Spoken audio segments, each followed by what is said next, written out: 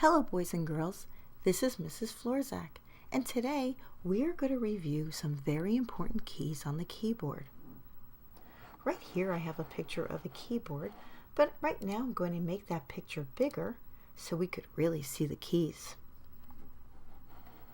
The first key I'm going to go over is the Enter key. Here it is, and did you know we have another one right here? The Enter key is used in different ways depending on where we are on our computer. For example, if we're on a website and we type in our password and we push the Enter key, it takes the password and it goes into the computer application to see if it's the correct answer. If we're in Google Docs and we push the Enter key, it takes us to a new line. Over here I have the backspace key and the delete key. Both accomplish the same thing, but it depends on where your cursor is. If you put your cursor somewhere and you want to delete the symbols or numbers or letters in the left direction, that's why the arrow points this way, it will delete or take away those symbols or characters or numbers in this direction. If we push the delete key, that means it will take away anything in the right direction.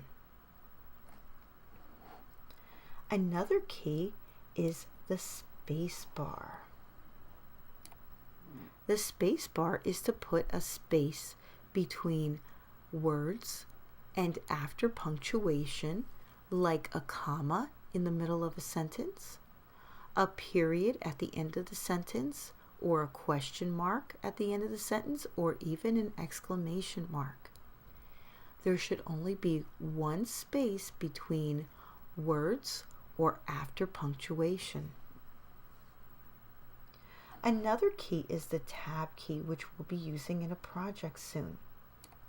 The Tab key in a Google Doc, for example, will put my cursor from one starting point over so many spaces to another point.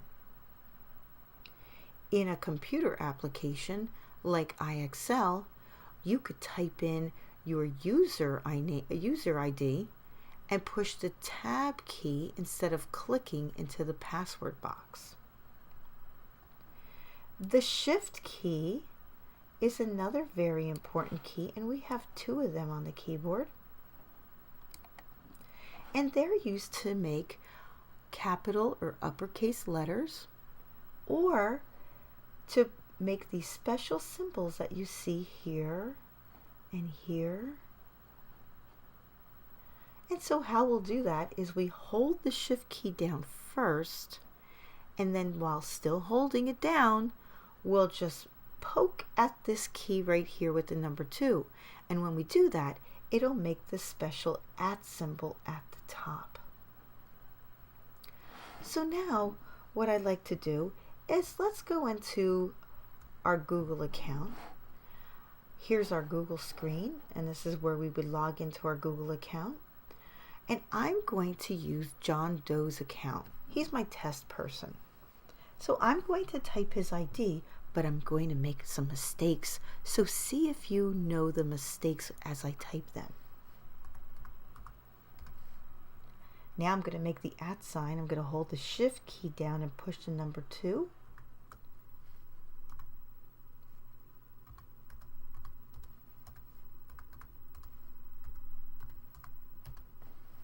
Now here, I can either click on Next, or I could push the Enter key on the keyboard. Both accomplish the same thing. Both will take this data and put it into the computer, or enter it into the computer application. Uh-oh, I didn't do something right, did I? What did I do wrong? Well, I typed .com here. It should be .org. If I use the backspace, here's my cursor, if I use the backspace key, it will delete the M. But if I click over here, right in front of the C, and I push the delete key,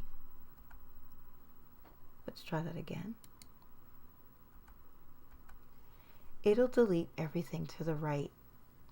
Now I'm going to type ORG. O-R-G. If I push the enter key, it's going to send this data into the computer application to see if it's correct. That's better.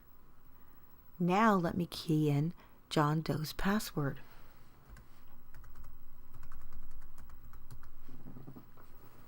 Once again, I could push the enter key, or I could click the sign in key. It doesn't matter.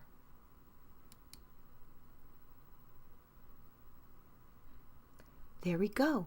We're into our Google accounts. Now, don't forget, boys and girls, on the top here, we have this letter J, or whatever your first name is. And when we click on it, we click here to sign out. When we click here, this is, let me just click out of this, and if you hover over something, usually, it'll tell you what it is. In this case, it's not. But if I click on it, it will give me the Google applications that I could use. So for now, I'm going to click on the J and I'm going to sign out. Boys and girls, I hope this was helpful and we're more successful in all of our projects.